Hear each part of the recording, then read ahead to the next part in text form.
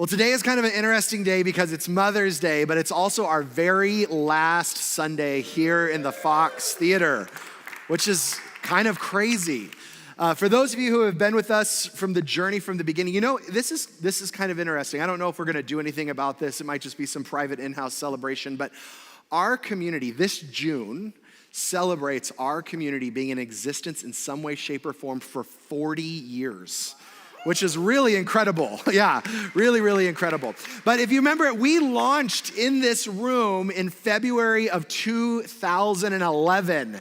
So a long time ago, and we launched here. It was a miracle how we got into here. Maria Tarazzi was a big part of that.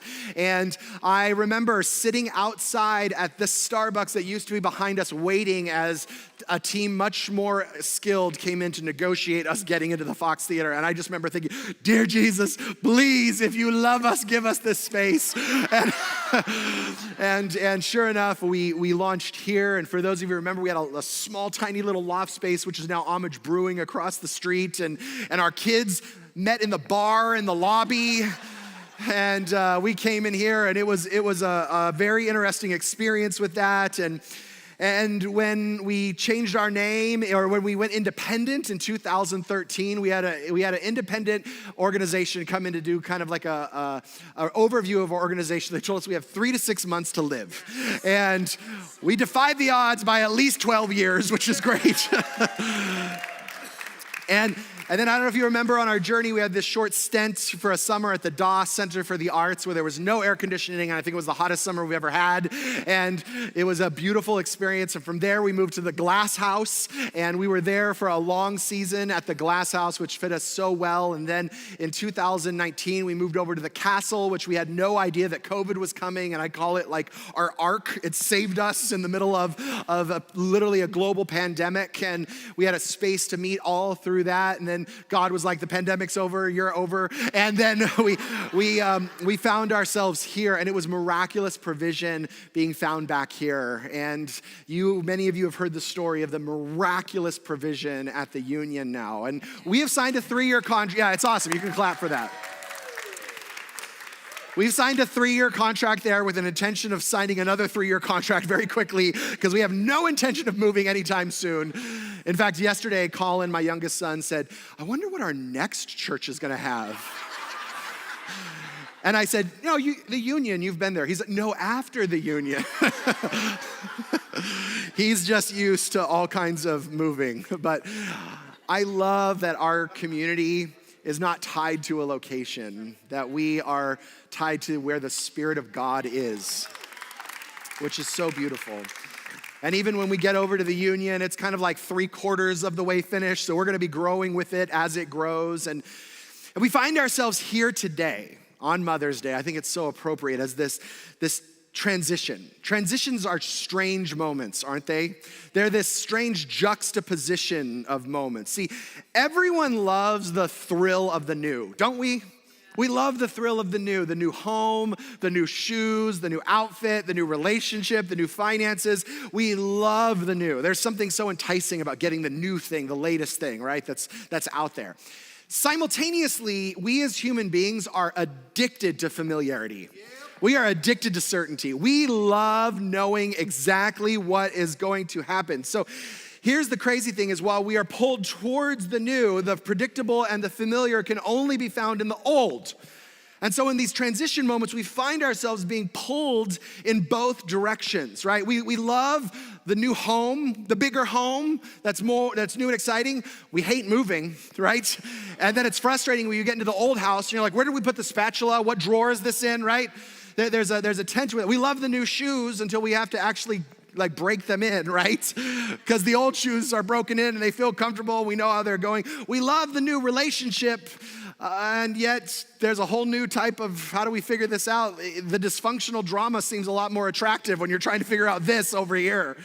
We love even getting our finances together until we realize, oh, this requires me releasing all the overspending that I've been in and to like hold myself to a budget for the new to take place.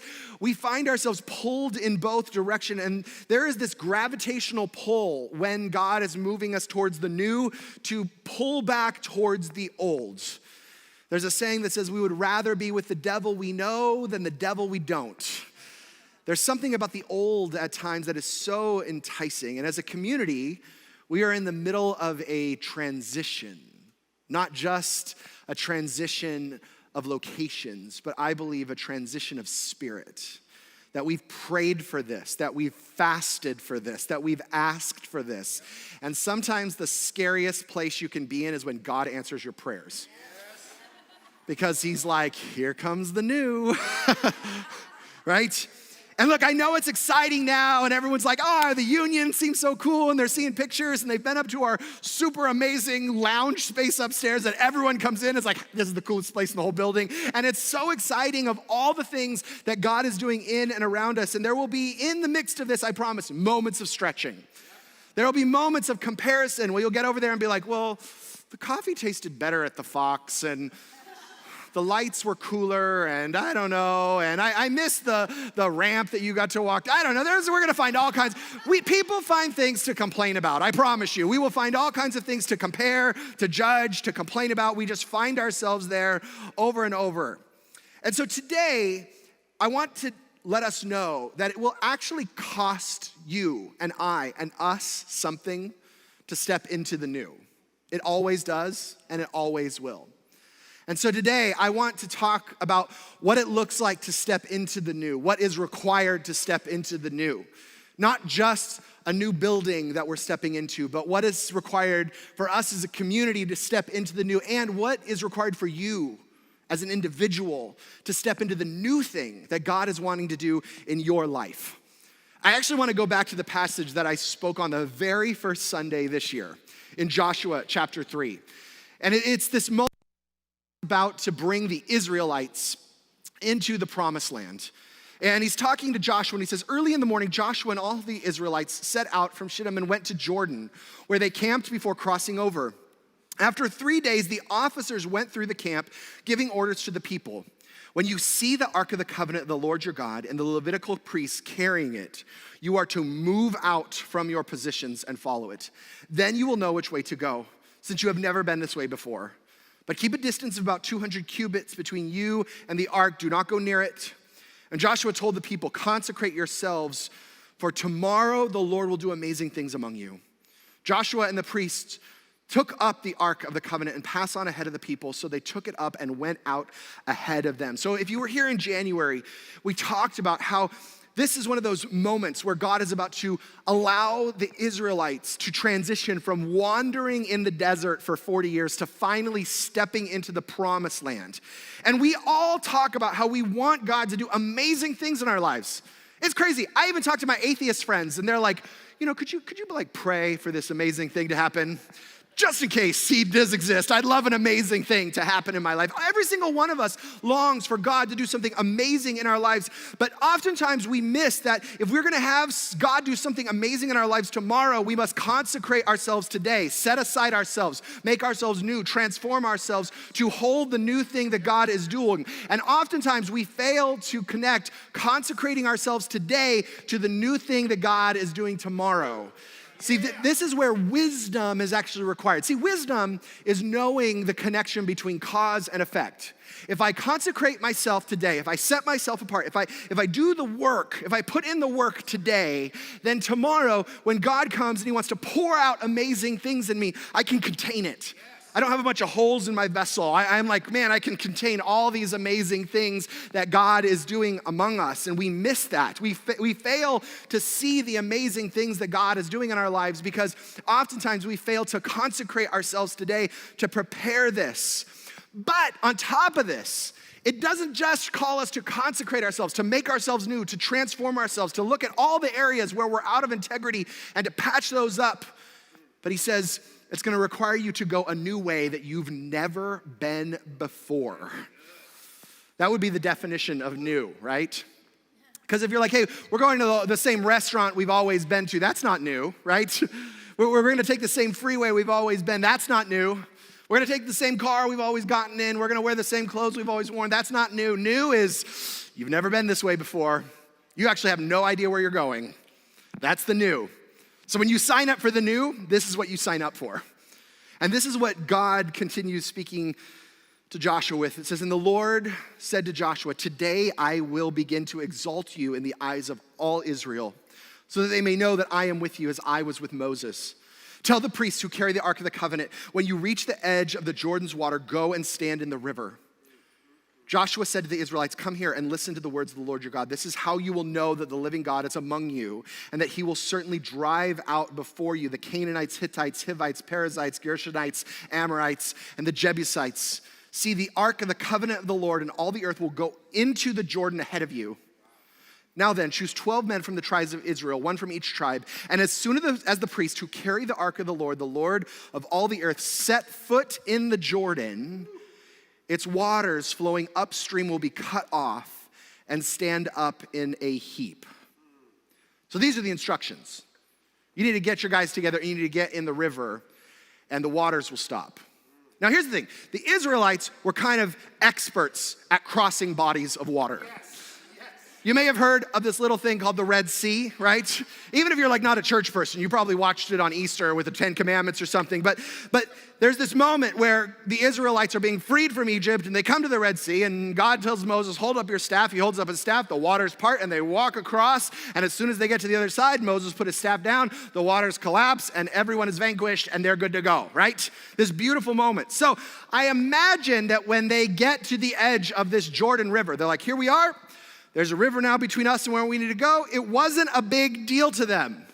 I imagine they said, we got this. Water crossing is totally our thing, right? This is totally our thing. We got this. And I imagine that many of them got to the edge of the Jordan. They're like, hey, Joshua, do the water trick thing. You got the stick, right? Get the stick. Hold it up. Cross the waters. It'll be all good. I imagine that many people were thinking, this is what's going to happen, except this time, it's different. Whole new set of things. This time, God doesn't say, hold up your staff and I will part the waters and then you'll walk across on dry ground. He says, get in the water. Start walking into the river. You do not get the benefit of seeing the miracle first. You will get to see the miracle after you have obeyed and gotten into the water. See, God was doing this new thing in the season of the Israelites. He was like, I'm doing a brand new thing, disconnected from everything that has been. It's not even gonna look like that. It may like have some familiarities, but this is a brand new thing. Because here's the thing, it actually requires zero faith to walk across land after the waters have parted. Have you noticed that? Yes. It's like, look at my faith walking across this dry land, right? Look at how faithful I am in this moment to you, God. See, everyone wants that. Everyone wants God to do the miracle. And look, those moments certainly build faith. They certainly allow you to build up your faith in seeing what God can do, but it actually requires you to exercise almost no faith in those moments when God does the miracle and then you just step into it. See, this is a whole new thing that God is stepping into. God says, this time, I want you to step into the waters, and I want you to trust me that when you step into the waters, they will be parted. And in that moment, the Israelites had to make the decision, do I trust God in this new expression, in this new place, in this new direction that he's calling me into?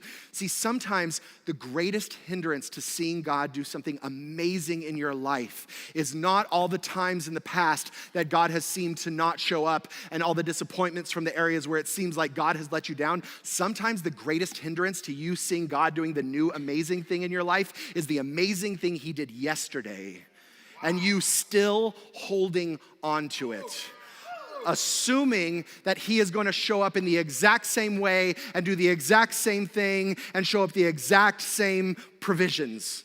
See, he provided like this that time. Of course he's going to provide like this again. He showed up like this last time. He healed this way. He restores this way. He delivered this way. He redeemed this way last time. So God just needs to do that again, because that's how he operates, assuming that he will do it again. Why can't he just do it the same way? Wouldn't it be awesome if God operated like a math equation? You know, 1 + 1 = 2. Flooded river plus needing to cross equals parting the waters, right? That's right. This is what you do. This is what you ought to do. This is what you should do. You did it last time. Why can't you do it again? But he's not. And it's so annoying, isn't it? Isn't it annoying that God just is not formulaic? In fact, I find that this is where churches get stuck, where they say, well, this is how God showed up in 2000, and this is how he showed up in 2010, and this is how he showed up last week. He should show up the same way this week. Except God's wanting to do a new thing here in front of us, because God showing up with the new thing messes with our deep need for certainty and predictability. It messes with that.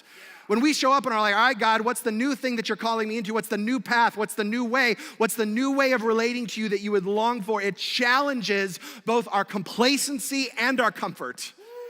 When God says, show up, you don't know where you're going, and there's a brand new way that I'm gonna actually take you through this. See, oftentimes we go to God and we say, God, I will have total faith in you once you part the river, right?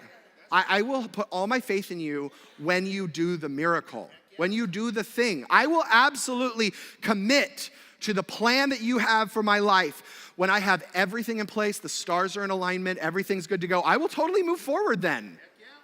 You know, once I get the raise and once my budget's together, then I will totally be generous with the resources that I have in front of me. When that person over there changes, I will totally have the conversation. When you change their heart, I will totally forgive and move forward. I will completely serve you once my schedule clears up, and I will completely give to you once my life is in order and it's convenient. Once you do all of that, I will follow you and I will put my faith in you. And then we wonder why our lives are void of the miraculous. We wonder why we don't actually see God move, because we never actually put ourselves in a position where we must see God move. Where if he doesn't move, everything's lost. There's not a way forward if he doesn't move. Meanwhile, God is saying, no, you get in the river, start walking, and then I will move. I remember a few years ago, my youngest son, Colin, was working on some math homework. And it was one of those hard homework days. Parents know exactly what I'm talking about, you know. It was a hard homework day, and he's frustrated and crying, and I don't want to do any more math homework. So I go over there, and I put my hand on him, and I'm like, all right, buddy, let's do it together. And all right, you know, what is 1 + 1? 2. And yes, buddy, that's so awesome. Oh my gosh, you are so good at math. You're incredible. All right, let's do the next one, buddy. Let's do it together. All right, 2 + 1 = 3. Oh my gosh, I did not know I have a mathematical savant as a son. Oh my gosh. And this went on for at least 10 problems, right? Where I'm just cheering him, I'm trying to encourage him. And about 10 problems in, he looks at me deadpan in the face, as only Colin can, and he says, Dad, can you please stop this? And he said, this is actually easy math. And he said, why don't you do this when it's actually hard? And I said, you're right, buddy. You got it. I'm gonna go make a sandwich. I'll see you later, right? Because here's the thing. No one likes the experience of being patronized or underestimated, especially by God. No one likes or longs to follow a God who says, you're not up for this. You're not capable of this. Or a God who just cheerleads you through the easy things in life. See, when God brings something new and challenging your way, when it looks like it's impossible and it's hard and you cannot see a way forward, he is not doing that to punish you. He is not interested in just making your life harder and messing with your world. It's him saying, there is this new level that I'm wanting to take you to. There is this new future that is available to you. I am not interested in you just staying stuck here. I am interested in taking you to this new space, but this new space will actually require a new level of trust. It will require a new level of faith. It will require a new level of risk. It will require a new level of you releasing your need for comfort and predictability and what you've known. See, the truth is, every single one of us in this room long to be called up into something meaningful, to live a life that says, I crossed a river when it was impossible and I saw the miraculous take place. And God is in the constant process of inviting us into that space. And I love what the Israelites do. It says, so when the people broke camp to cross the Jordan, the priests carrying the Ark of the Covenant went ahead of them. Now the Jordan is at flood stage all during harvest. I love that they added this, right? Because they get to the edge of the Jordan, and it's not just like normal, let's have a nice swim in the Jordan, right? It is at flood stage when God calls them to get into the river. Now, I looked up about the Jordan during the flood stage, during the harvest, and not only is it incredibly treacherous, it's like rushing river because there's so much water in it, but at points, most of it is about 2 miles across. So we're not talking about like a little stream in Big Bear, right? We're talking about a river at flood stage, and God is like, this is exciting, we're gonna go in the river, right? Let's start walking across this. And I can imagine the priests who are carrying this ark, who go first, are thinking, you're gonna ask me to get into what? You want me to get into the Jordan River at flood stage? You're gonna want me to step into this here? See, it's actually worse than they had thought. It wasn't just like, okay, let's figure out how to get across the Jordan, let's strategize this. It's actually impossible to do on their own. And I think that's why this is included. It wasn't just like they crossed the Jordan. It's like, no, it's at flood stage in harvest. This is impossible. And this is why this is the moment. Because, see, here's the thing. When God presents us with the new, he's like, you get to step into this new space, this new opportunity, this new relationship, this new relating to your finances, this new relating to your circumstances, this new way of relating to the people in your life, this new opportunity for trust and faith and relationship. It often shows up as a massive problem. It shows up like a problem that you cannot strategize your way out of. It shows up like a problem that you cannot just figure out with your own strength and your own wisdom and your own might. This is not like, all right, let's go build a raft so everyone can get across. It is impossible to get across. And see, that's the problem, right?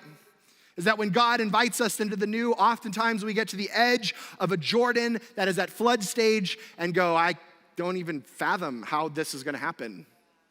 In my wildest imagination, I can't even see how we're gonna get 6 million people across this river. I don't know how this is going to happen. And this is the risk that God calls us into in the new. And what we do at that moment, when you're standing on the edge of a flooded Jordan in your life, determines everything. It determines everything in that moment. Because this is where most of us quit. This is where most of us get overwhelmed and we start looking towards our past, around all the evidence of the things that hasn't worked in the past and all the people that have betrayed us in the past and all the times we've tried and it didn't turn out and all the things that we trusted God for and he seemingly didn't show up for in the past. And so we look at this flooded river that God is calling us to trust him with, and we say to ourselves, what a cruel God I serve. How ridiculous is it that God would not just ask me to get into the river without crossing it, but he's also calling me to cross it at flood stage. How ridiculous is it? And then we let all the cynicism seep in, don't we? About how life is unfair and how we can never have what we say we want. And other people get to go do miraculous things, but that's not for me. Those are for those people. Have you seen the circumstances in front of me? Have you seen the river that God brought me to? Have you seen the circumstances that God didn't transform? What a cruel and unusual God. And usually that is where we walk away. And we decide this is not for us. This moment is where you decide to step into the new or go back to wandering in the wilderness. Those are really your two options. Go back to the slavery of the past, or step into the unpredictability and trust and risk and faith that God is calling you into in the new. See, one will cause your passion to come alive, and the other will cause your passion to dissipate. And I have watched so many people standing at the edge of a flooded Jordan in their life, and they spiral into just existing because they hit the river Jordan and they couldn't see a way across, and they walked. And they said, I'm out. I don't know how this is going to happen. I can't control this. I can't manipulate this. I don't know how this is going to happen. And for many of them, life is a constant wondering of what could have been. It's a constant wondering of what their life could have looked like and the places they could have stepped into because they hit the edge of the river and they walked away. See, what you do at the edge of a flooded river will determine if your life is defined by the miraculous or the mundane. And it is your decision what you do on the edge of the river, because unprecedented futures require unprecedented levels of faith and trust.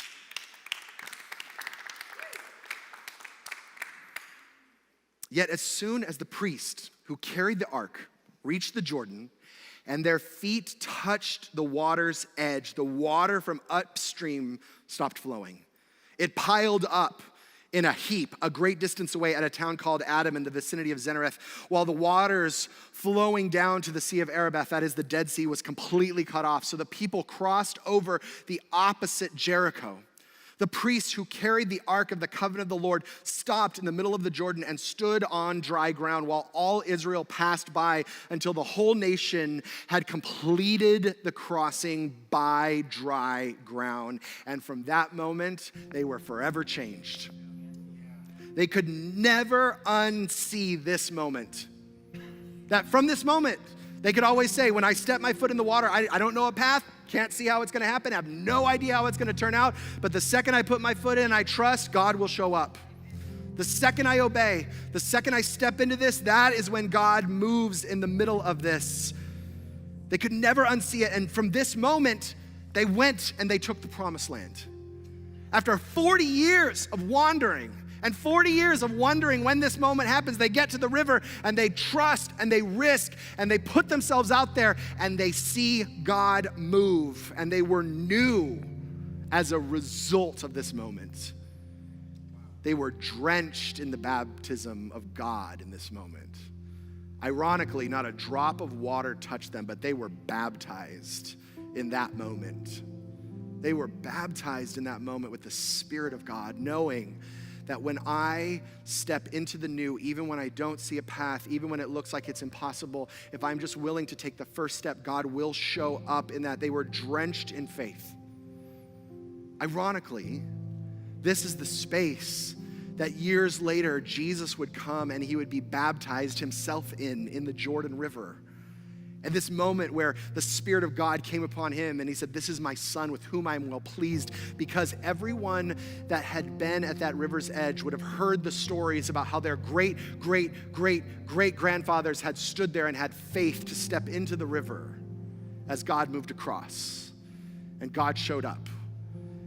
That this space would be forever marked as a space where faith met the miraculous and everything changed at that moment.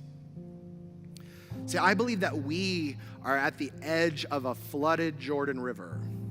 That we're like right at the edge as a community, but I guarantee you that in your life, God is calling you to the edge of some river. I guarantee it. There is something in your life right now that God is calling you to cross that seems impossible. And I don't know what it is for you. It could be a circumstance that when you look at it, you're like, I have no idea how this is gonna turn out. It feels overwhelming. It feels impossible. It could be a struggle that you have had for decades, and God's like, great, we've been wandering the wilderness for 40 years, time for something new. I want you to take a risk, a leap of faith.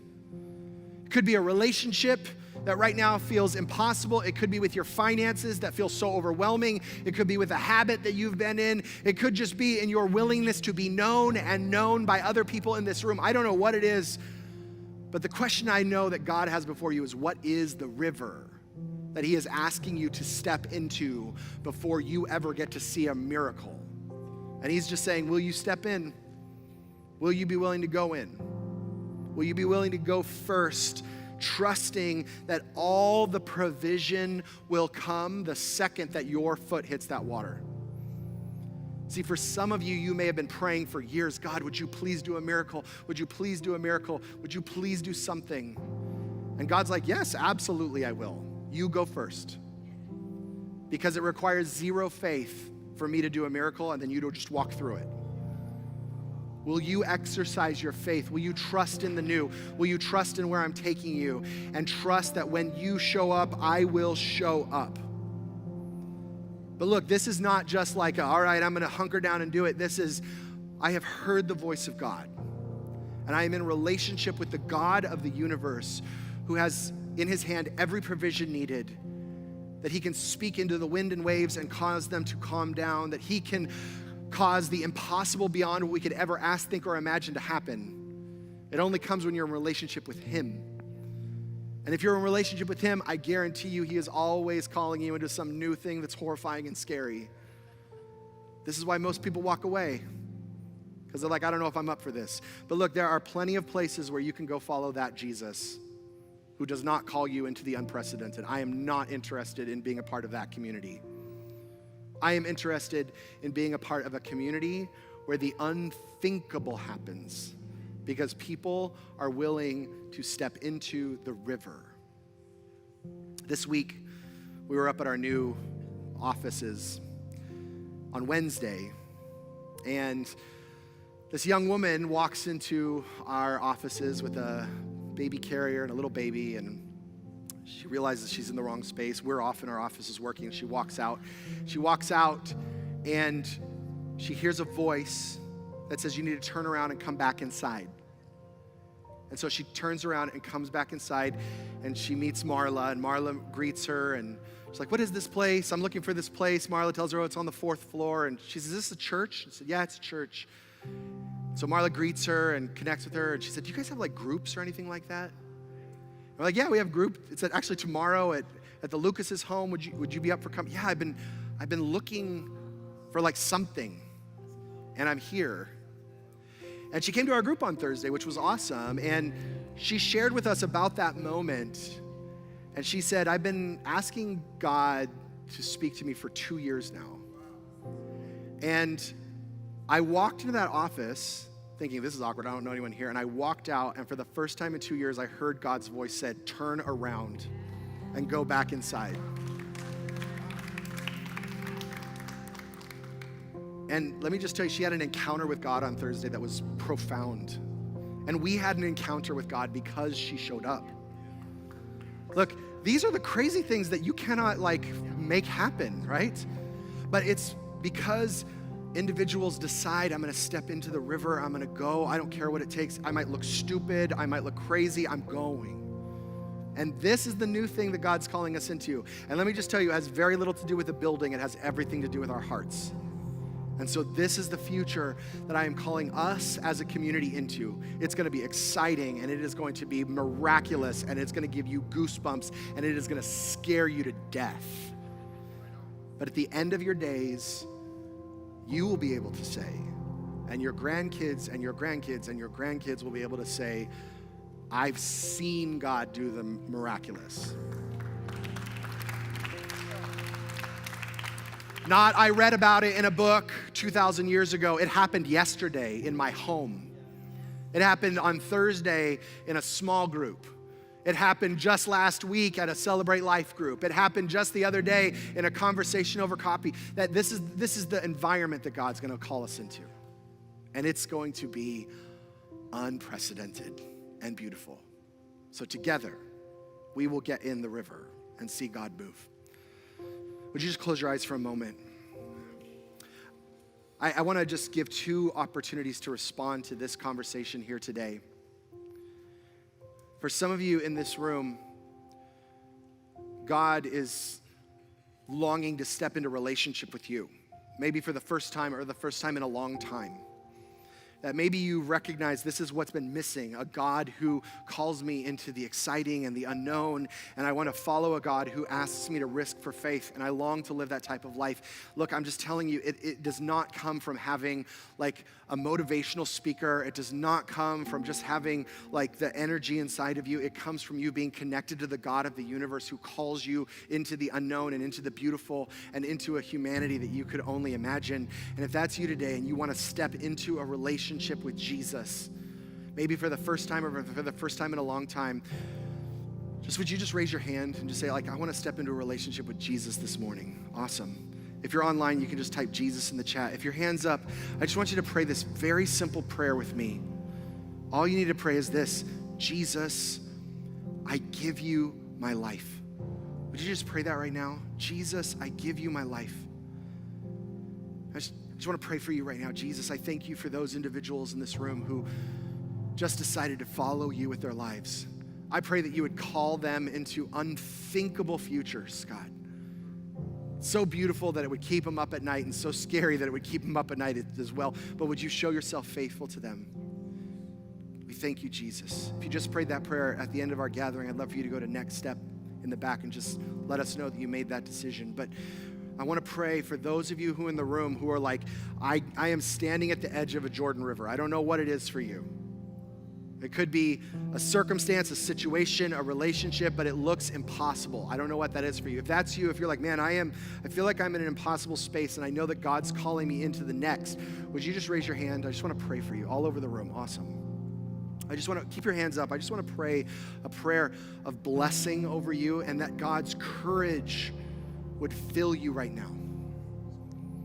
God, I thank you that in Joshua, you command us to be courageous. And you command us to not be terrified, to not be discouraged, because you will be with us wherever we go. God, I thank you that you call us into the amazing things tomorrow that you will do. So God, I ask for these individuals right now with their hands up. God, would you grant them your courage? Would you grant them your courage to step into the new? Would you open their eyes to have faith that is so unthinkable that they would be able to step into the river without even knowing how it's going to turn out, God? God, would you do the miraculous in them? God, and would you allow them right now to be consecrated for you, that they would set themselves aside, that they would do what's necessary so that their life would be set up for God, for you to move. God, I thank you that you are the God who calls us into such beautiful spaces that are unthinkable and unimaginable and beyond what we could even ask. God, allow us to be those who step into those spaces with passion and power and purpose because of you, Jesus. We thank you in Jesus' name. Amen and amen. Let's give God a round of applause. Well, this is our last ending of a gathering here. And it's awesome, yes.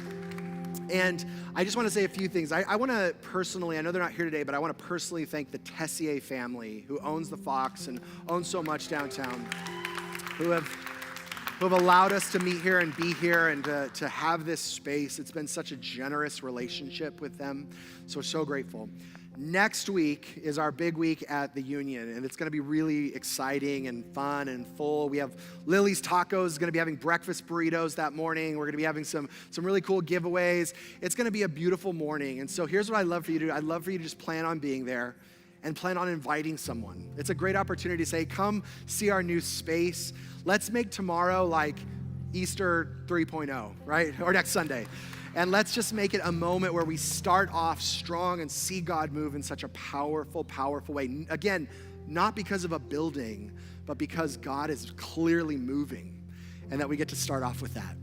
So with that, I'm gonna have Lauren come and do our last dismissal, and I will see you at the Union next Sunday.